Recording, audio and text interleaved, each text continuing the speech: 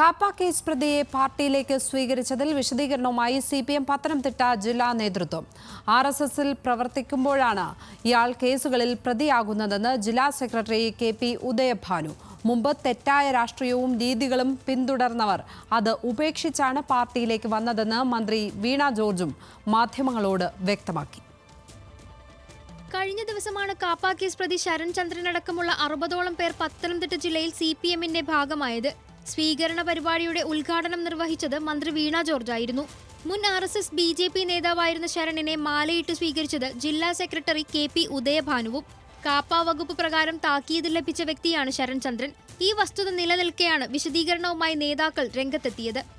RSSൽ നിന്നപ്പോഴാണ് RSSന് വേണ്ടിയാണ് അയാൾ ഈ കേസിലെല്ലാം പ്രതിയായത്. ശബരിമല കേസിൽ അദ്ദേഹം പ്രതിയാണ്. ആ പ്രസ്ഥാനം അവരെ ഉപയോഗിക്കുകയാണ് എന്നവർക്ക് മനസ്സിലായപ്പോഴാണ്. ശരത് മാത്രമല്ലല്ലോ, അതിൻ്റെ കൂടെ ഉണ്ടായിരുന്ന 63ഓളം വരെ ചെറുപ്പക്കാർ, അവർക്ക് മനസ്സിലായി അവരെ ഈ ക്രിമിനൽ പ്രവർത്തനങ്ങൾക്ക് ഉപയോഗിക്കുകയാണെന്ന് അവർക്ക് ബോധ്യമായപ്പോഴാണ് അവരത് ഉപേക്ഷിക്കാൻ തീരുമാനിച്ചു. ഇപ്പോൾ അദ്ദേഹം കാപ്പ കേസിൽ പ്രതിയല്ല. കാപ്പ എന്ന് പറഞ്ഞാൽ ഒരു പീരീഡിൽ മാത്രം ഉള്ളതാണ്.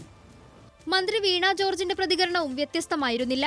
ആയിരക്കണക്കിന് ആളുകളാണ് പത്തനംതിട്ട ജില്ലയിൽ പാർട്ടിയിലേക്ക് വരുന്നത്. വിശദമായ മറുപടി ഇക്കാര്യത്തിൽ പാർട്ടി ജില്ലാ സെക്രട്ടറി നൽകിയിട്ടുണ്ടെന്നും മന്ത്രി പറഞ്ഞു.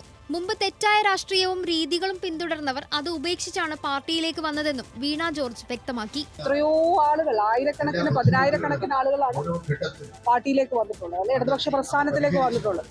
ബാക്കി കാര്യങ്ങളെല്ലാം തന്നെ വളരെ വിശദമായി ബഹുമാനപ്പെട്ട ജില്ലാ സെക്രട്ടറി സഖാവ് KP ഉദയഭാനു പറഞ്ഞിട്ടുണ്ട്. അതിൽ യാതൊരുവിധ ആശങ്കയുടെ അടിസ്ഥാനമില്ല.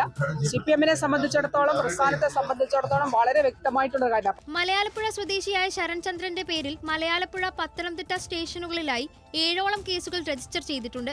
അടിപിടി, വധശ്രമം, പൊതുമുതൽ നശിപ്പിക്കൽ, മാരകായുധം ഉപയോഗിച്ചുള്ള ആക്രമണം, സ്ത്രീകളെ ശല്യം ചെയ്യലടക്കം കേസുകളിലെ പ്രതിയാണ് ശരൺ. നിരന്തരമായി സാമൂഹിക വിരുദ്ധ പ്രവർത്തനങ്ങളിൽ ഏർപ്പെടുന്നതിനെ തുടർന്നായിരുന്നു കാപ്പ നിയമത്തിലെ 15(1) വകുപ്പ് പ്രകാരം ഇയാളുടെ സഞ്ചാരം പത്തനംതിട്ട ജില്ലയിൽ നിയന്ത്രിച്ച് ഉത്തരവിറക്കിയത്.